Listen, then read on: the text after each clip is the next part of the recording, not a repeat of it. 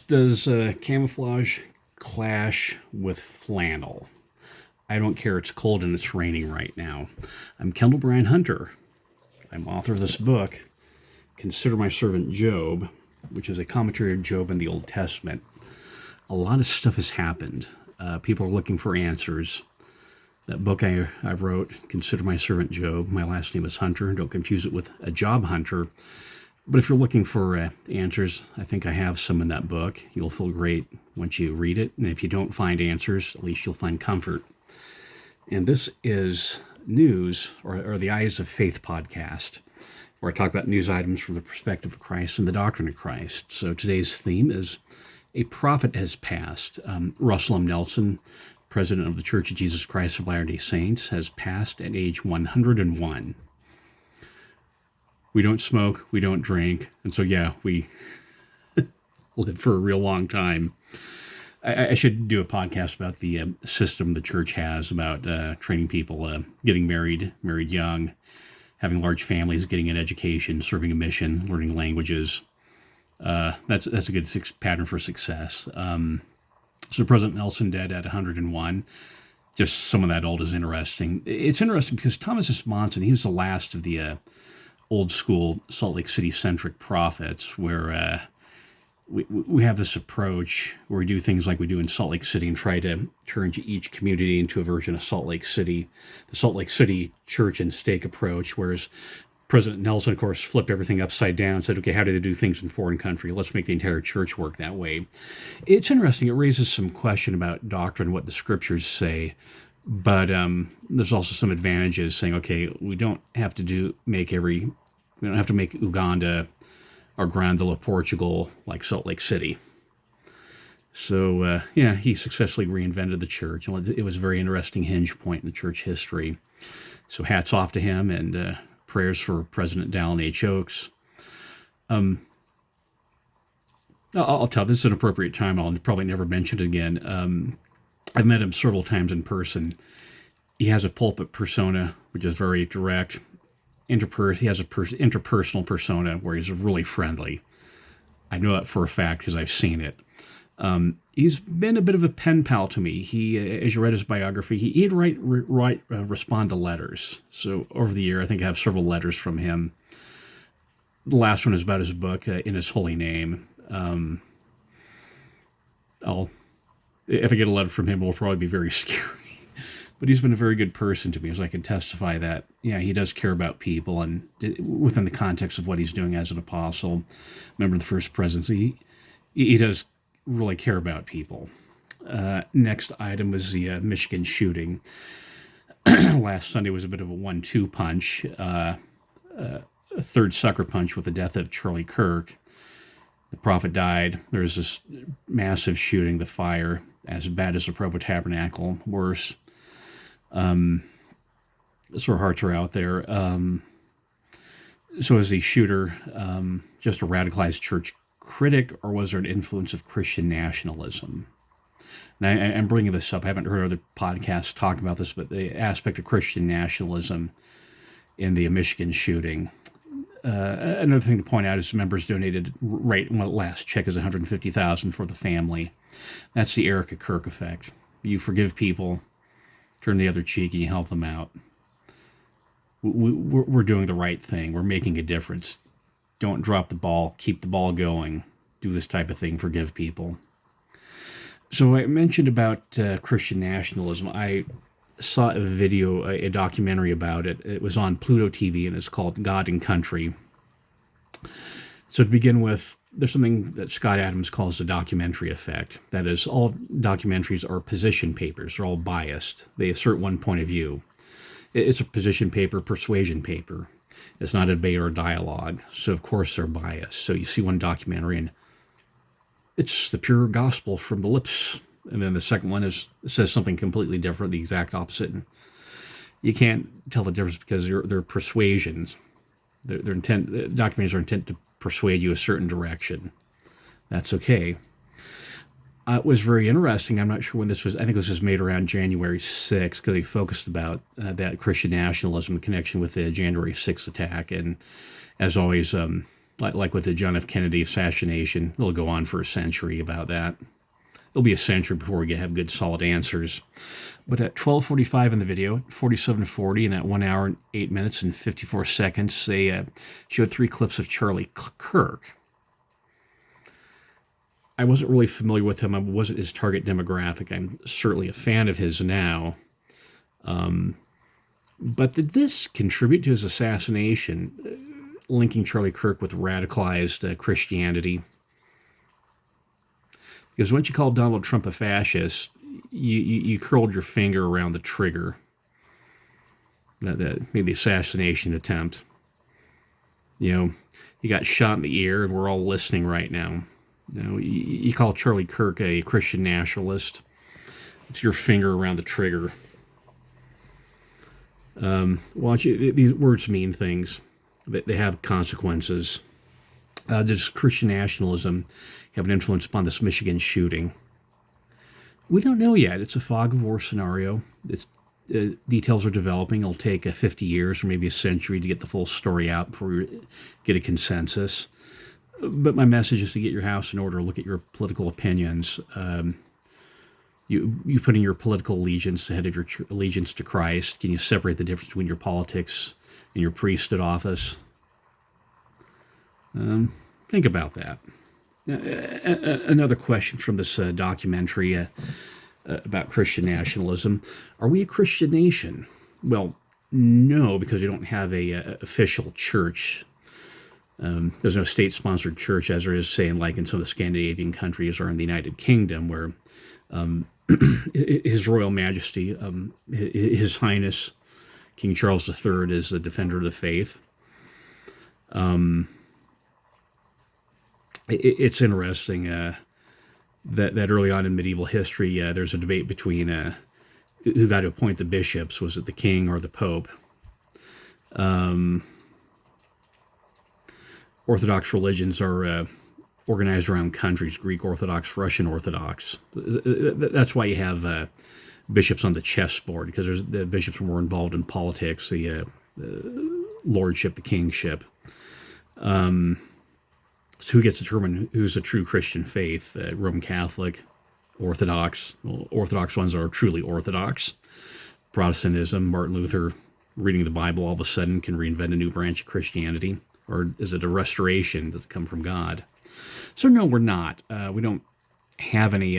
We have specifically bans the Constitution as the Establishment Clause. We have the Religious Test Clause. So no. But in a broad cultural sense, yeah, we are. This country is not founded by people carrying the Quran or the Tao Te Ching to the country. They're white Anglo-Saxon Protestants carrying the Bible with them. Except for some of the other, each colony had its own religious group. Pennsylvania for the Quakers, etc. Maryland, Georgia, they had their specific face, but not officially. No, but broadly cultural, yes. The founders were a diverse group. You have Thomas Paine, who was probably the prominent atheist, Age of Reason. Benjamin Franklin he had his views. He had sort of the generic God that you can read about in his autobiography. Read Federalist 2 and Federalist 31, where they talk about the culture, but also foundationalism. Here's some of the state constitutions. Here's a preamble. We, the people of the state of California, grateful to Almighty God for our freedom in order to secure and perpetuate its blessings, to establish this Constitution. That's the California State Constitution. California. Utah. What does Utah have to say? Grateful to Almighty God for life and liberty, we, the people of Utah, in order to secure and perpetuate the principles of free government, to ordain and establish this Constitution. That's sort of window dressing, because we're not making specific extrapolations. The Declaration of Independence is a little bit different, because it does make some philosophical extrapolations with the nature of natural law, etc., but we're not forcing any denomination. I think it would be a better thing confusing religion with a denomination.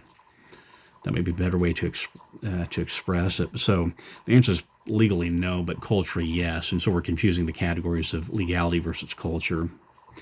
Men in jobs. From The Hill had this article. From breadwinners to bystanders, the death spiral of the American working man. Something strange is happening in the American job market. Pause for a sip. My name is Kendall Hunter, both shades of green. I was born in December, which is green's one of the colors. For the first time in living memory, young men with college degrees are struggling to find work, while women with the same qualifications are thriving.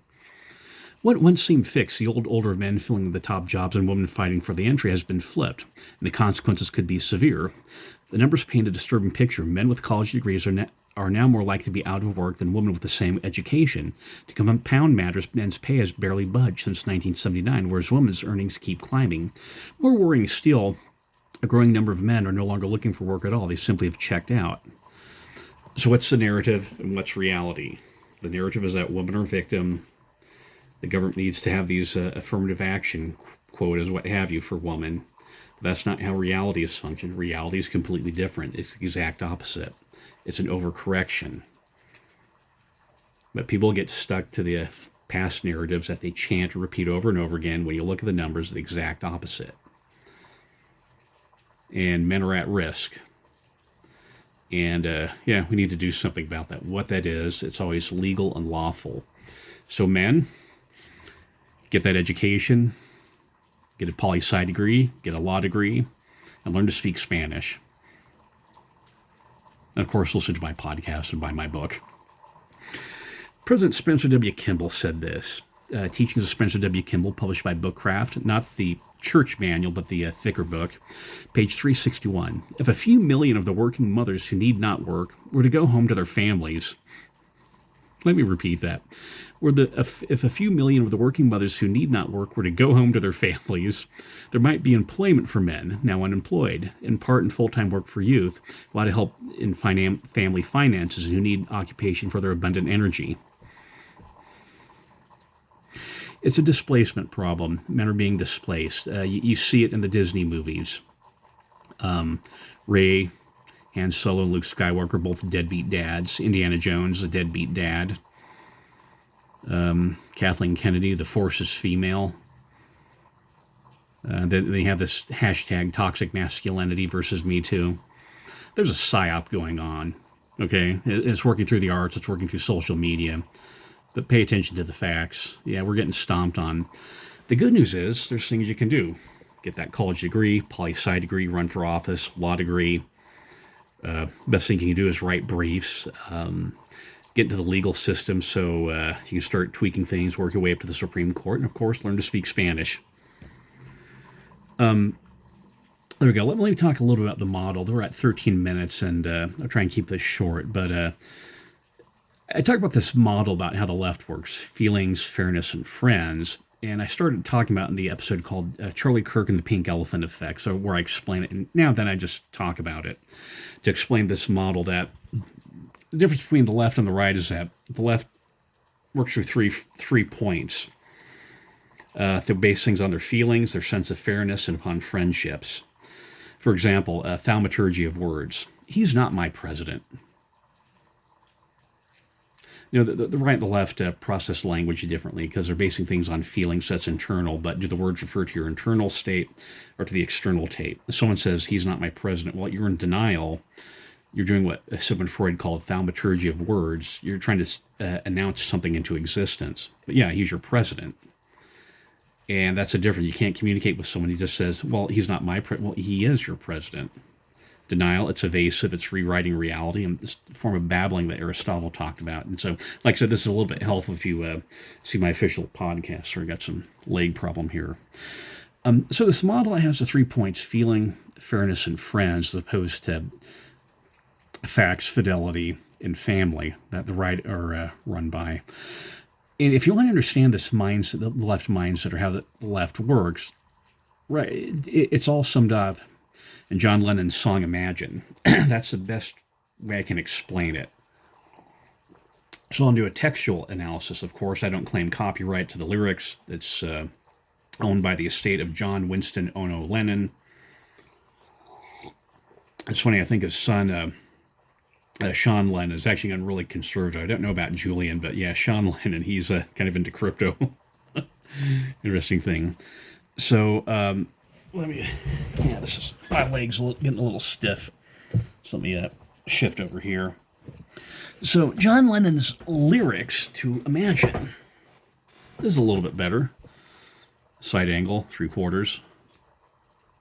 Dashing. So let me read the lyrics. Imagine there's no heaven. So imagine, once again, this is the reification error. You just, thaumaturgy of words. You say, okay, I believe this. Well, you may believe it, but is it true? Is there a reality independent of your beliefs, and you think that just by announcing something it suddenly becomes true or false? Reification is just realification. You're taking hypothetical and treating it as real. It's also known as hypothesis contrary to fact, which is another logical error. Of course, it's important to see beyond the bounds of the present, but as the eyes search the skies, the feet must be firmly planted on the solid rock of truth. As the eye searches the skies, the feet must be firmly planted on the solid rock of truth. John Lennon continues, no hell below us, above us only sky. Imagine there's no heaven, no hell below us, above us only sky. Okay. What does the Book of Mormon teach? Book of Mormon, 2 Nephi 28:22. And behold, others he flattereth away, and telleth them, there is no hell. And he saith unto them, I am no devil, for there is none. And thus he whispereth in their ears until he grasps them with his awful chains, from whence there is no deliverance. No hell below us, above us only sky. Read Isaiah 14, where the devil gets thrust down to hell, and the maggots and worms underneath him and above him. No hell below us, above us only sky. What's your ethical system? Where's your moral compass? Presentism versus the gospel eternalism, impulsive thinking. Imagine all the people living for today. Is there one estate or three estates? You're just living in the moment, just going from an impulse to impulse. You're not doing long-term planning. A couple of weeks, I think it was 2 weeks ago, we had a retirement, what would you call it, a retirement fair at work, where they're talking about the 401ks and maximizing it. And yeah, you could feel some fear from some people. They hadn't been planning for retirement as soon as they could. The women there are just really concerned about trying to be very conservative with their 401k. Son of a gun, back in 2008, where you had that financial crisis, the Great Recession, I took my 401k, jacked it up to aggressive, and had it cook on aggressive for 20 years. So I have a nice pile of money. But you're thinking towards the future. Well, if there's no heaven or hell, just live in the moment. Live from impulse to impulse. From one sugar jolt to one sugar jolt. From one caffeine jolt to one caffeine jolt. From one jolt of cocaine to the next jolt of cocaine. Imagine there's no countries. Now, as I said earlier, the lefts are about family, community, inclusivity. And so left isn't exactly anti-American. They're anti-American the same way you have an Oedipal complex where they want to kill their dad. But the left's not anti-American. It's just pro-global community. So that affects immigration. They feel, once again, feelings aren't facts, but they feel that people from other countries are the same as Americans. And we're doing something wrong by not letting them into the country. But there's, of course, cultural and linguistic differences. There's no divine exceptionalism that's taught in the Book of Mormon and Doctrine and Covenants. That this is a special nation. It's egalitarianism again. They want everything to be all the same, but it's obviously not. But they're in denial about it. But they just keep asserting it. Nothing to kill or die for. Nothing to kill or die for. What would Captain Moroni think about that? No religion. We tried no religion in the French Revolution and in the communist countries. How did that work? Now, you can respond, well, you have the Spanish Inquisition. And my response to that is, that is historically correct, and that's factually correct. But is it a problem religion, or is it a human nature problem? And is religion your scapegoat? Once again, with egalitarianism, if you believe in egalitarianism, you don't believe in a God who's super above people. You don't have a church where it's a priestly class, and you have a chosen people that you get. get in religions. Imagine all the people living life in peace. Well, of course we all want that. What's human nature? Human nature, I recommend reading Thomas Sowell's book, The Vision of the Anointed. What's human nature? Was Shakespeare wrong about human nature? When you turn on an episode of the TV show Cops, what are you learning about human nature? John Lennon was very naive about human nature to the point of being in denial, and that's probably what cost him his life. I don't want to laugh at him. I remember as a young kid, I'd listen to his music, and I own a copy of the Red and Blue album, and one. But that's just not how reality functions. It's a good ideal, and we wish it was true, but you have to deal with reality. You may say I'm a dreamer, but I'm not the only one. Ad populum argument. I hope someday you'll join us. Yeah, join our community. You're a bunch of nowhere men. The nowhere men are included in this community that I'm forming. Imagine no possessions. No possessions. When he died, John Lennon's estate was around, I think, 185, 200 million. Of course, it's always hard to value these things. I don't begrudge him. He earned every dollar honestly. And he's definitely a talented person. In fact, I recommend listening to John Lennon's acoustical stuff. He was an incredible guitarist. The partnership that he and John Lennon, he and Paul McCartney had, was very potent and powerful. Like I said, I own copies of their music and I listen to them. But imagine no possessions. So I've been quoting his lyrics. Are you going to enforce the copyright? So let me stop there so I don't quote too much of it. And, you can get away with quoting stuff a little bit. Of course, this is an academic setting. But if you listen to the song, that tells you how people on the left operate, how they value of feelings, the emotions, the autonomy, fairness, distributive justice, and egalitarianism in friends, focusing on inclusivity and community.